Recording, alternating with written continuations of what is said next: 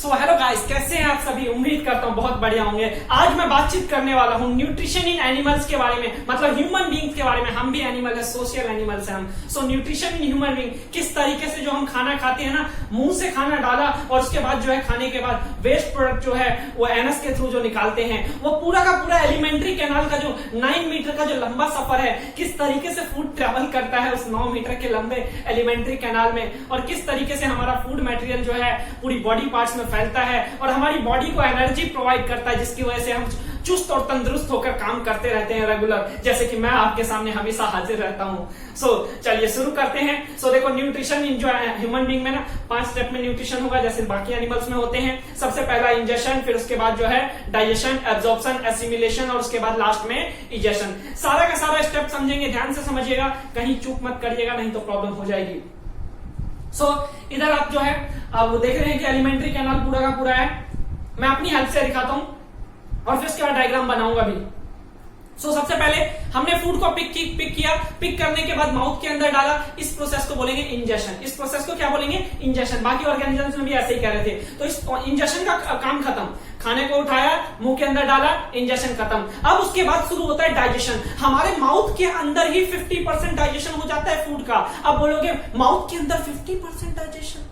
हाँ, कौन करवाता है? तो दांत करवाता है। टीथ क्या करता है? फूड को छोटे छोटे पार्टिकल्स में ब्रेक डाउन कर देता है। तो फूड को छोटे छोटे पार्टिकल्स में ब्रेक डाउन कर देता है। साथ में स्लाइवरी अमाइलेज क्या करता है? फूड को सॉफ्ट बना देता है। और टंग क्या करता है? उसको मिक्स कर देता है प्रॉपर ढंग से, छोटे छोटे बॉल्स में कन्वर्ट कर देता है। जो हमने फूड इतना बड़ा खाया था ना, उस फूड को इतने छोटे छोटे पार्टिकल्स में ब्रेक डाउन कर देता है कि उसको स्वेल करने में आसानी हो जाती है और उसको हम निगल जाते हैं आसानी से। और निगलने के बाद क्या करते हैं दोस्तों कि भाई इसोफेगस के रास्ते से ना जब खाना जाता है ना, पेरिस्टाल्टिक मूवमेंट करता है। अब बोलोगे पेरिस्टाल्टिक मूवमेंट क्या होता है सर?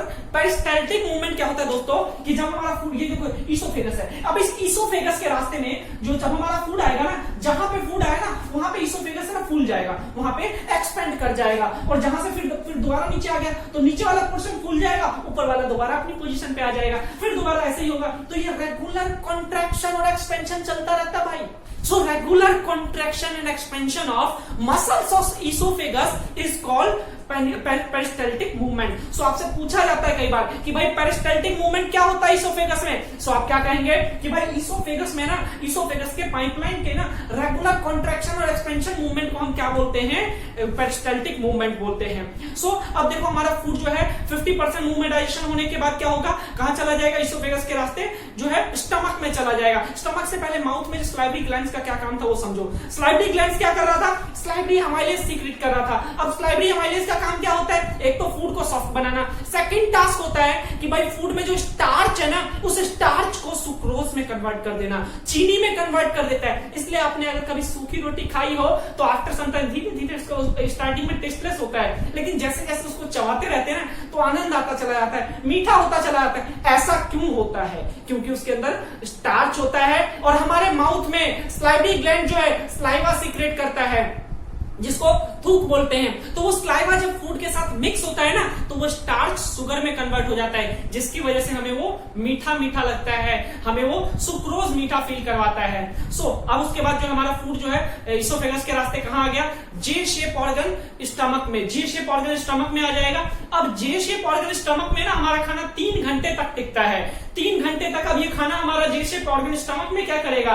तो स्टमक के अंदर जो है चर्निंग होती है। चर्निंग बोले तो भाई मिक्सिंग का काम होता है। जैसे मिक्सर ग्राइंडर क्या करता है? खाने को पीसता है। इसी तरीके से जो हमारा स्टमक है ना, वो भी खाने को पीसता है, चर्निंग करता है, उसको सॉलिड फूड को ना सेमी सॉलिड पेस्ट में कन्वर्ट कर देता है। जैसे पेस्ट बनाते हो, चटनी बनाते हो, चटनी की तरह सॉस की तरह सॉस में कन्वर्ट कर देता है, सेमी सॉलिड पेस्ट में कन्वर्ट कर देगा हमारा स्टमक। अब ये कैसे करता है? उसकी हेल्प करने के लिए ना स्टमक की वॉल में ना एक ग्लैंड होता है जिसको बोलते हैं गैस्ट्रिक ग्लैंड। अब ये गैस्ट्रिक ग्लैंड क्या करता है? गैस्ट्रिक जूस सीक्रेट करता है। Gastric gland gastric juice secrete करता है। वो गैस्ट्रिक जूस के अंदर 3 जूस होता है, HCl, pepsin, mucus. HCl, pepsin, mucus. HCl का काम सबसे पहले HCl काम करेगा। HCl क्या करेगा? फूड को एसिडिक मीडियम बना देगा।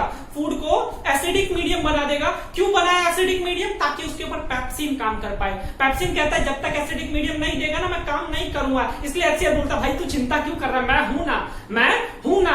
तो एसिडिक मीडियम प्रोवाइड करके देता है। इसके अलावा HCl का दूसरा काम भी होता है कि भाई फूड के अंदर कई बार खाना वाना खाते हैं ना तो वो जो है ना बैक्टीरिया वायरस भी चला जाता है, हमें नहीं पता चलता, तो उस बैक्टीरिया वायरस को भी किल करने का काम करता है HCl ताकि हमें जो है थोड़ा सा प्रोटेक्ट करके रखे। सो प्रोटेक्शन का भी काम कर रहा है, वो बैक्टीरिया वायरस को किल कर रहा है। सो आपसे काम पूछा जाता है कि भाई HCl के फंक्शन बताओ दो, तो आप बोलोगे पहला फंक्शन फूड को एसिडिक मीडियम प्रोवाइड करना, दूसरा फंक्शन क्या हो जाएगा कि फूड के अंदर जो बैक्टीरिया वायरस है उसको किल करना। सो ये काम में करता है। अब उसके बाद जो है हमारा फूड जो है वो जो एसिडिक मीडियम हो गया, तो पेप्सिन क्या करेगा, पेप्सिन फूड के अंदर जो भी प्रोटीन्स है ना उसको छोटे छोटे पार्ट्स में ब्रेक डाउन करेगा। पेप्सिन प्रोटीन को डाइजेस्ट करेगा स्टमक के अंदर। फिर उसके बाद म्यूकस का क्या काम है, म्यूकस क्या करता है, प्रोटेक्शन का काम करता है। अब किस चीज का प्रोटेक्शन, भाई स्टमक की जो इनर लाइनिंग है ना वॉल की, उसकी प्रोटेक्शन करता है। किससे, HCl कहीं एक्स्ट्रा ना रिलीज हो जाए, क्योंकि सोचो अगर HCl एक्स्ट्रा रिलीज होता चला जाएगा तो स्टमक की पीएच वैल्यू घटता चला जाएगा, जिसकी वजह से जो स्टमक की वॉल में ना तो इरोजन होना शुरू हो जाएगा, अल्सर हो जाएगा, जिसकी वजह से हैवी पेन होता है, दर्द होना शुरू हो जाता है, जलन होना शुरू हो जाता है। और उससे रिलीफ पाने के लिए जो है आप क्या करते हो, एंटासिड लेते हो, बेस लेते हो, मिल्क ऑफ मैग्नीशिया लेते हो। मिल्क ऑफ मैग्नीशिया का फॉर्मूला क्या होता है, MgOH का whole twice. Milk of magnesia का फॉर्मूला होता है MgOH का होल ट्वाइस, ये याद रखना मिल्क ऑफ मैग्नीशिया का। एंटासिड, बेकिंग सोडा वगैरह लेते हैं, इनो लेते हैं, काम शुरू सिर्फ 6 सेकंड में। क्यों होता है, क्योंकि वो एसिड को बेस में न्यूट्रलाइज कर देता है। इनो बेस होता है, हमारे स्टमक के अंदर एसिड होता है, दोनों मिलकर न्यूट्रलाइज हो जाएगा। न्यूट्रलाइज होने के बाद जो है हमें रिलीफ मिलता है, लंबी सांस लेते हैं चैन की। अब उसके बाद 3 घंटे तक ये प्रोसेस जो है गैस्ट्रिक जूस के साथ लड़ते भिड़ते जो है फूड मटेरियल कहां क्या हो गया, सेमी सॉलिड पेस्ट में कन्वर्ट हो गया। अब ये सेमी सॉलिड पेस्ट है ना धीरे धीरे कहां चला जाएगा, स्मॉल इंटेस्टाइन में जाएगा, धीरे धीरे स्मॉल इंटेस्टाइन में जाएगा। स्मॉल इंटेस्टाइन में क्या होता है समझो, स्मॉल इंटेस्टाइन में ना 2 ग्लैंड एसोसिएटेड होते हैं। स्मॉल इंटेस्टाइन से 2 ग्लैंड एसोसिएटेड होते हैं, एक होता है लिवर और एक होता है पेनक्रियाज। सबसे पहले लिवर का काम समझो, लिवर का काम होता है बाइल जूस सीक्रेट करना, लिवर का काम होता है बाइल जूस सीक्रेट करना, और पेनक्रियाज का काम होता है पेनक्रियाटिक जूस सीक्रेट करना। ये दोनों के दोनों एंजाइम सीक्रेट करते हैं। सो बाइल जूस का पहले फंक्शन समझो, बाइल जूस क्या करता है, बाइल जूस है ना जो लिवर है ना, बाइल जूस अपना डायरेक्ट है ना पेनक्रियाज के अंदर नहीं डालेगा, उसमें स्मॉल इंटेस्टाइन में नहीं डालेगा बाइल जूस, सबसे पहले डालेगा वो गाल ब्लैडर में। गाल ब्लैडर जिसको हम बोलते हैं पित्ताशय बोलते हैं, उसमें स्टोर करेगा, और स्टोर करने के बाद है ना धीरे धीरे जैसे जैसे स्मॉल इंटेस्टाइन को जरूरत होगी ना उस हिसाब से उसको सप्लाई करता रहेगा। सो लिवर ने क्या किया, बाइल जूस सीक्रेट किया, किसके अंदर, गाल ब्लैडर के अंदर। गाल ब्लैडर के अंदर सीक्रेट करने के बाद वो कहां लेकर गया, स्मॉल इंटेस्टाइन में। अब स्मॉल इंटेस्टाइन में जाने के बाद क्या करेगा, फूड को बेसिक मीडियम प्रोवाइड करेगा। अब ये बेसिक मीडियम क्यों प्रोवाइड कर रहा है, क्योंकि यहाँ पेनक्रियाटिक जूस है ना वो भाई राजा महाराजा है, वो कहता है कि भाई पेप्सिन को एसिडिक मीडियम चाहिए तो अपने को नहीं चाहिए, अपने को बेसिक मीडियम चाहिए। बेसिक मीडियम देगा तो अपन काम करेगा, नहीं तो नहीं करेगा।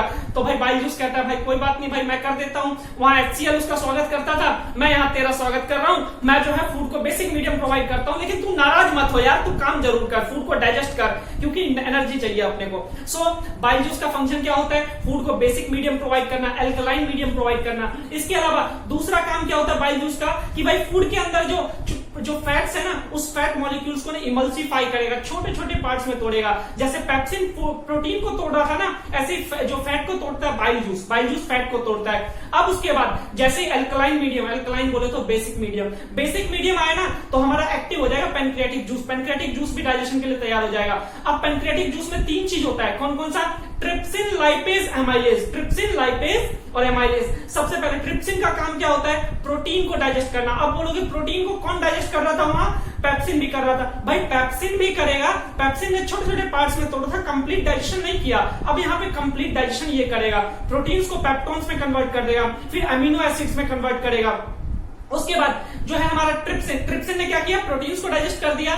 उसके बाद एमाइलेज क्या करेगा, स्टार्च को डाइजेस्ट करेगा। अब बोलोगे स्टार्च को तो माउथ के अंदर स्लाइवरी एमाइलेज ने भी किया था, तो भाई माउथ के अंदर स्लाइवरी एमाइलेज इतना ज्यादा नहीं कर पाता, वो बस शुगर में कन्वर्ट कर देता है। अब स्टार्च को ग्लूकोज में कन्वर्ट करने के लिए ना हमारा एमाइलेज काम करता है। देन उसके बाद जो है लाइपेज का काम क्या होता है, फैट को डाइजेस्ट करना।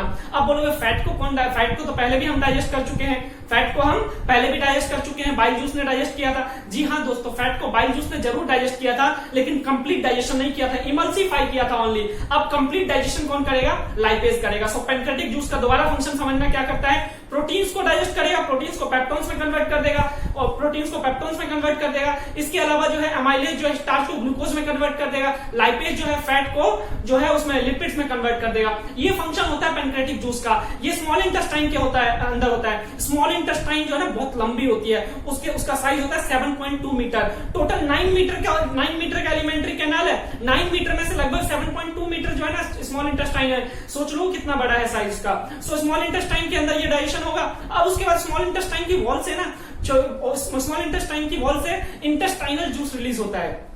इंटेस्टाइनल जूस रिलीज होता है। वो इंटेस्टाइनल जूस क्या करता है, केमिकल डाइजेशन में हेल्प करता है। फूड का केमिकल डाइजेशन करवाने में हेल्प करेगा। अब ये केमिकल डाइजेशन में क्या करेगा कि जो हमारा जो प्रोटीन्स वगैरह जो पेप्टोन्स में कन्वर्ट हुआ था ना, उसको अमीनो एसिड्स में, ग्लूकोज को ग्लूकागॉन्स में, इसके अलावा लिपिड्स को भी फर्दर डाइजेशन में मदद करेगा। और जब ये चीज हो जाएगा ना, केमिकल डाइजेशन हो जाएगा, तो हमारा डाइजेशन का प्रोसेस खत्म हो गया। डाइजेशन का प्रोसेस माउथ से शुरू हुआ था, स्मॉल इंटेस्टाइन में फिनिश हुआ। अब ये डाइजेशन हो जाएगा ना, तो डाइजेशन के बाद शुरू होता है एब्जॉर्प्शन। एब्जॉर्प्शन के लिए स्मॉल इंटेस्टाइन में ना फिंगर लाइक प्रोजेक्शन होता है, विलाई जिसको बोलते हैं। जैसे मान लो ये स्मॉल इंटेस्टाइन की वॉल है, ये स्मॉल इंटेस्टाइन की वॉल है। स्मॉल इंटेस्टाइन की वॉल में ना फिंगर लाइक प्रोजेक्शन होगा, विलाई। ये इस तरीके से विलाई क्यों होता है, क्योंकि देखो विलाई है ना, अगर विलाई ना हो, प्लेन ले लिए ये, इसके अंदर फूड पार्टिकल लिया। अब ये फूड पार्टिकल एब्जॉर्प्शन करवाना है, तो एब्जॉर्प्शन कहां से होगा, खाली यहीं से होगा, क्योंकि यही दीवार से अटैच्ड है। तो कंप्लीट एब्जॉर्प्शन नहीं हो पाएगा, न्यूट्रिशन सही ढंग से एब्जॉर्ब नहीं हो पाएगा और जल्दी नहीं हो पाएगा, क्विक जो है क्विक एब्जॉर्प्शन नहीं हो पाएगा। सो ये विलाई क्या करता है, सरफेस एरिया इंक्रीज कर देता है एब्जॉर्प्शन के लिए। क्यों, क्योंकि देखो अगर इसके अंदर यहाँ पे फूड डाला, तो अब ये जो है इसके अंदर हेयर लाइक प्रोजेक्शन आ गया, तो ये भी क्या करेगा, ये हर जगह से भी एब्जॉर्प्शन करवाने में हेल्प करेगा। सो दैट्स व्हाई हम बोलते हैं कि भाई जो है इसका विलाई का फंक्शन पूछा जाता है, what is the function of villi in the small intestine, then you will say villi increase the surface area for the rapid absorption of digested food which will help to move the digested food into blood. तो ये जो है surface area increase कर देता है, जिसकी वजह से रैपिड एब्जॉर्प्शन हो पाता है, और रैपिड एब्जॉर्प्शन होने के कारण जो है ना फूड मटेरियल जल्दी से एब्जॉर्ब होने के बाद ब्लड में जाएगा। सो एब्जॉर्प्शन प्रोसेस में क्या होगा, इस विलाई की हेल्प से फूड डाइजेस्टेड फूड को एब्जॉर्ब करके ब्लड में फ्लो करवाना, ये होगा एब्जॉर्प्शन। एब्जॉर्प्शन का काम खत्म, ब्लड में फूड को धक्का मार दिया, ब्लड में फ्लो हो जाएगा, अब वो पूरी बॉडी में पहुंचता रहेगा, उसको बोलेंगे एब्जॉर्प्शन। नेक्स्ट स्टेप होता है एसिमिलेशन। एसिमिलेशन में क्या होगा कि भाई वो जो डाइजेस्टेड फूड ब्लड में फ्लो करवाया ना, उसको भाई यूटिलाइज भी तो करवाना है। तो जब उसको सेल यूटिलाइज कर लेगा ना, तो हम उस प्रोसेस को बोलेंगे एसिमिलेशन। सेल यूटिलाइज कर एनर्जी में कन्वर्ट करेगा, एनर्जी में कन्वर्ट करने के बाद सेल की ग्रोथ रिपेयरिंग वगैरह में यूज करेगा, उसको बोलेंगे एसिमिलेशन। अब उसके बाद होता है इजेशन। इजेशन में क्या होगा कि भाई स्मॉल इंटेस्टाइन में जो फूड है ना एब्जॉर्ब हुआ था, कुछ ऐसे भी फूड होते हैं जो डाइजेस्ट नहीं हो पाते, कंप्लीट डाइजेशन नहीं हो पाता है, कुछ अनडाइजेस्टेड पार्टिकल्स भी होते हैं। अब उस अनडाइजेस्टेड पार्टिकल को स्मॉल इंटेस्टाइन से ना कहां भेज दिया जाएगा, लार्ज इंटेस्टाइन में। अब लार्ज इंटेस्टाइन में ना फिर से डाइजेशन होगा, एब्जॉर्प्शन होगा, फिर से एब्जॉर्ब किया जाएगा, उसके अंदर जो वाटर मॉलिक्यूल्स वगैरह कुछ रह गया है उसको रीअब्जॉर्प्शन करेंगे, और रीअब्जॉर्प्शन के बाद अब हमारा फूड जो है लगभग सेमी सॉलिड में कन्वर्ट हो चुका है, सॉलिड में कन्वर्ट हो चुका है। अब उस सॉलिड वेस्ट प्रोडक्ट को हम क्या करते हैं, एनस के रास्ते से बाहर निकाल देते हैं। उस प्रोसेस को बोला जाता है इजेशन। सो उम्मीद करता हूं ये पूरा का पूरा न्यूट्रिशन का जो है कॉन्सेप्ट समझ में आया होगा। अब मैं डायग्राम की हेल्प से समझाता हूं। ये तो अभी आपने इस डायग्राम में देखा ही, अब मैं अपने हाथों से डायग्राम बनाकर प्रॉपर ढंग से समझाता हूं किस तरीके से कौन सा चीज जो है प्रोसीड होगा, और सिंपल मेथड से कैसे डायग्राम हम बनाएंगे। सो देखो आपको है कोई रॉकेट साइंस नहीं लगाना है, सिंपल डायग्राम बनाने हैं।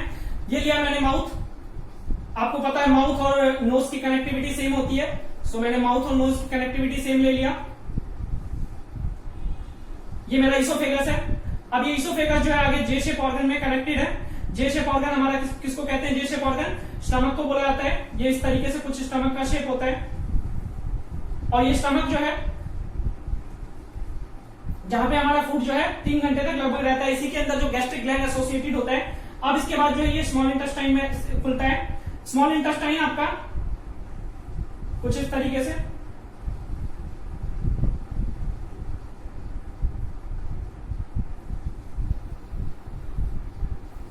इसी के अंदर आप अपने हिसाब से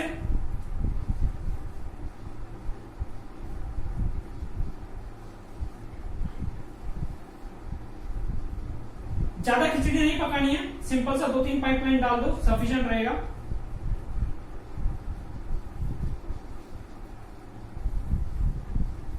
बस इतना काफी है, इतना ही रखूंगा मैं ताकि समझाने में आसानी हो। देन उसके बाद भाई लार्ज इंटेस्टाइन भी है। अब लार्ज इंटेस्टाइन क्या होगा, यहीं से अटैच रहता है लार्ज इंटेस्टाइन, इसको क्लोज कर दो। लार्ज इंटेस्टाइन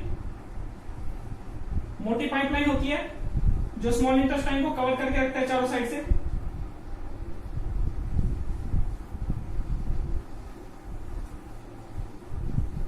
और यहां से नीचे से एक एनस रास्ता दे रहे हूं जहां से हमारा जो वेस्ट प्रोडक्ट बाहर आएगा। अब देखो ये यहां से इसके ऊपर ओवरलैप करवा देना। अब हमारा एक ग्लैंड होता है पैनक्रियाटिक ग्लैंड और लिवर, वो कहां से अटैच होगा, इस स्मॉल इंटेस्टाइन से। यहाँ पे इस पोजीशन पे जो ना हमारा लिवर जो होता है, लिवर इस तरीके से होता है, ट्रायंगुलर शेप में लिवर होता है,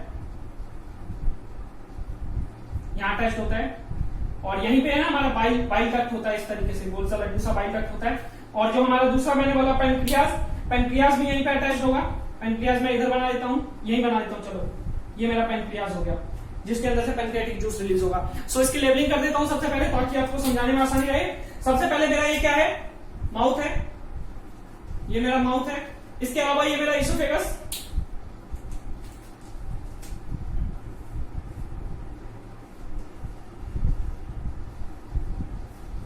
इसोफेगस। और ये जे शेप ऑर्गन क्या बोलेंगे, स्टमक। स्टमक के बाद ये मेरा लिवर, लिवर के बाद ये पैनक्रियास, और ये क्या है, बाइल डक्ट जहां पर बाइल जूस स्टोर होगा। ये लार्ज इंटेस्टाइन,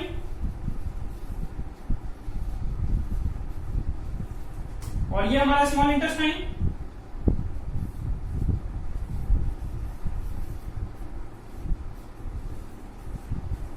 और ये नीचे जो है ना, नीचे आपको विजिबल नहीं है इस पोर्शन में, यहां मार्क कर देता हूं। ये जो है एनस है, इट्स एनस। एनस वो पोर्शन होता है जिससे हम फूड वेस्ट, जो वेस्ट प्रोडक्ट है उसको निकालते हैं। और यहीं पे अपेंडिक्स भी होता है। अपेंडिक्स दिखाने की जरूरत नहीं है, आपका अपेंडिक्स जो है विजरल ऑर्गन है, हमारे लिए यूज नहीं है, अब उसका कोई यूज नहीं है बॉडी में, सो उसको बनाने की जरूरत नहीं है। सो ये पूरा का पूरा जो है हमारा क्या है, डायग्राम है एलिमेंट्री कैनाल का। ये पूरा का पूरा जो डायग्राम है, लगभग ये जो एलिमेंट्री कैनाल की जो लेंथ होती है 9 मीटर का लेंथ है। और इस 9 मीटर के लेंथ में जो है फूड जो डाइजेशन करता है, लगभग 4 से 5 घंटे का समय लेता है कंप्लीट डाइजेशन के लिए, जिसमें मैक्सिमम टाइम जो है कहां लगाएगा, स्टमक के अंदर। स्टमक के अंदर जो है फूड हमारा 3 घंटे तक रहता है लगभग। फूड जो है वहां 3 घंटे तक रहने के बाद जो है चर्निंग होती है। तो अब दोबारा सारा का सारा प्रोसेस समझिएगा। सबसे पहले हमारा फूड जो है कहां से, माउथ से एंटर किया, फूड को पिक करके माउथ के अंदर डाला, क्या कहलाएगा, इंजेक्शन। इंजेक्शन के बाद जो है 50% डाइजेशन माउथ में हो जाएगा, किसकी हेल्प से, स्लाइडी एमाइलेज टीथ और टंग की हेल्प से। टीथ उसको छोटे छोटे पीसेज में ब्रेक करेगा, स्लाइडी एमाइलेज जो है इसके अंदर स्लाइडी एमाइलेज मिलाएगा, स्लाइडी ग्लैंड्स, और वो क्या करेगा, स्टार्च को शुगर में कन्वर्ट कर देगा, स्टार्च को शुगर में कन्वर्ट कर देगा। फिर उसके बाद जो है टंग उसको छोटे छोटे बॉल्स में कन्वर्ट कर देगा। फिर उसके बाद जो है इसोफेगस के रास्ते जो है पेरिस्टाल्टिक मूवमेंट के साथ, रेगुलर कॉन्ट्रैक्शन और एक्सपेंशन के साथ जो है फूड मटेरियल कहां आएगा, जे शेप ऑर्गन, स्टमक में। अब इस स्टमक की वॉल में ना एक ग्लैंड एसोसिएटेड होता है जिसको बोलते हैं गैस्ट्रिक ग्लैंड। गैस्ट्रिक ग्लैंड क्या करता है, 3 जूस सीक्रेट करता है। 3 जूस कौन कौन से सीक्रेट करता है, HCl, पेप्सिन, म्यूकस। HCl का काम क्या होता है, फूड को एसिडिक मीडियम प्रोवाइड करना, और पेप्सिन का काम होता है उसके अंदर जो प्रोटीन है ना उसको डाइजेस्ट करना। प्रोटीन बिना एसिडिक मीडियम का काम नहीं करता। HCl का दूसरा काम और होता है क्या, कि भाई वो जो है ना फूड के अंदर कोई बैक्टीरिया वायरस है उसको भी किल करना। देन उसके बाद जो है म्यूकस का काम क्या होता है, म्यूकस का काम होता है इस स्टमक की वॉल को ना प्रोटेक्शन प्रोवाइड करना, कि भाई कहीं स्टमक की जो वॉल है ना वो इरोजन ना हो जाए, वो जो है हैवी पेन वगैरह, इरिटेशन वगैरह हो जाता है, एक्सेस में HCl रिलीज होता है, तो उससे प्रोटेक्ट करने के लिए म्यूकस रिलीज होता है। इनकेस अगर एक्सेस में HCl रिलीज हो जाता है तो उसको न्यूट्रलाइज करने के लिए हम बेस का यूज करते हैं। उसके बाद जो हमारा फूड मटेरियल कहां चला जाएगा, स्मॉल इंटेस्टाइन के अंदर 3 घंटे तक। यहाँ जो चर्निंग होने के बाद सेमी सॉलिड पेस्ट में कन्वर्ट हो गया। सेमी सॉलिड पेस्ट में कन्वर्ट होने के बाद फूड मटेरियल जो धीरे धीरे जो है यहाँ स्मॉल इंटेस्टाइन में आ गया। स्मॉल इंटेस्टाइन के अंदर 2 ग्लैंड एसोसिएटेड है, लिवर और पैनक्रियास। लिवर क्या करता है, बाइल जूस सीक्रेट करता है। बाइल जूस कहां पे सीक्रेट करेगा, बाइल डक्ट के अंदर। अब बाइल डक्ट के अंदर बाइल जूस सीक्रेट किया। अब बाइल जूस क्या करता है, फूड को बेसिक मीडियम प्रोवाइड करता है। क्यों, ताकि उसके अंदर पैनक्रियाटिक जूस काम कर पाए। पैनक्रियाटिक जूस बिना बेसिक मीडियम का काम नहीं करेगा, अल्कलाइन मीडियम में ही काम करता है। So that's why bile juice जो है उसने फूड को एसिडिक से बेसिक बना दिया, और इसके अलावा उसके अंदर जो फैट मॉलिक्यूल्स है ना उसको भी डाइजेस्ट कर देगा। देन उसके बाद जो है हमारा पैनक्रियास क्या करता है, पैनक्रियाटिक जूस होते हैं उसमें, तो 3 जूस होते हैं। 3 जूस क्या क्या काम करता है आपका, पैनक्रियाटिक जूस एमाइलेज क्या करेगा, आपका स्टार्च को शुगर में, ग्लूकोज में कन्वर्ट करेगा, और इसके अलावा जो ट्रिप्सिन है वो प्रोटीन को किसमें, पेप्टोन्स में कन्वर्ट करेगा, और इसके अलावा जो है आपका लाइपेज जो है वो क्या करेगा, फैट को इमल्सिफाई करेगा। फिर उसके बाद जो है स्मॉल इंटेस्टाइन की वॉल से कुछ जूस रिलीज होता है, इंटेस्टाइनल जूस बोलते हैं उसको, वो फूड के केमिकल डाइजेशन में हेल्प करेगा। अब उसके बाद डाइजेशन का प्रोसेस खत्म। इसके अलावा जो है ना स्मॉल इंटेस्टाइन में फिंगर लाइक प्रोजेक्शन विलाई होता है, जो क्या करता है, एब्जॉर्प्शन में हेल्प करता है। एब्जॉर्प्शन में क्या करेगा, वो फूड को, डाइजेस्टिव फूड को एब्जॉर्ब करके ब्लड में पंप करेगा। सो इस प्रोसेस को बोलेंगे एब्जॉर्प्शन। अब एब्जॉर्ब होने के बाद जब फूड मटेरियल पूरी बॉडी में फ्लो कर गया ना, तो वहां से अलग अलग सेल जो उसका यूटिलाइज करेगा, उस यूटिलाइजेशन के प्रोसेस को क्या बोलेंगे, एसिमिलेशन। और कुछ अनडाइजेस्टेड फूड बच जाएगा ना स्मॉल इंटेस्टाइन में, तो उसको क्या करेगा, वो लार्ज इंटेस्टाइन में भेज देगा। और लार्ज इंटेस्टाइन में एक बार फिर से एब्जॉर्प्शन होगा वाटर मॉलिक्यूल्स वगैरह का, और वाटर मॉलिक्यूल्स वगैरह का एब्जॉर्प्शन होने के बाद फूड लगभग सॉलिड में कन्वर्ट हो चुका है। अब उस सॉलिड फूड को ना, सॉलिड वेस्ट को निकाल देंगे, एनएस के रास्ते से बाहर निकाल देंगे, जिसको बोलेंगे इजेशन प्रोसेस। ये सारा का सारा प्रोसेस जो है सबके सभी ह्यूमन बींग्स के अंदर होता है। सो ये मैंने आपको सारी बातचीत जो है बताने की कोशिश किया। अब नेक्स्ट क्लास में ना एक वीडियो और लाऊंगा जिसके अंदर सभी के फंक्शन अलग अलग बताऊंगा। खाली फंक्शन बताऊंगा कि भाई बाइल जूस का फंक्शन क्या होता है, पेनिट्रेटिंग जूस का फंक्शन क्या होता है, क्योंकि इसका फंक्शन पूछा जाता है। सो ये तो आपने देखा ही, अगला लेक्चर जरूर दिखेगा, क्योंकि उसके अंदर इस टॉपिक से रिलेटेड जो भी क्वेश्चन आता है ना, सबको मैं एक्सप्लेन करूंगा। सो आज के लिए इतना ही रखते हैं, फिर मिलते हैं अगली सभा में। तब तक के लिए दुआओं में याद रखिएगा। गुड बाय, टेक केयर, धन्यवाद जी।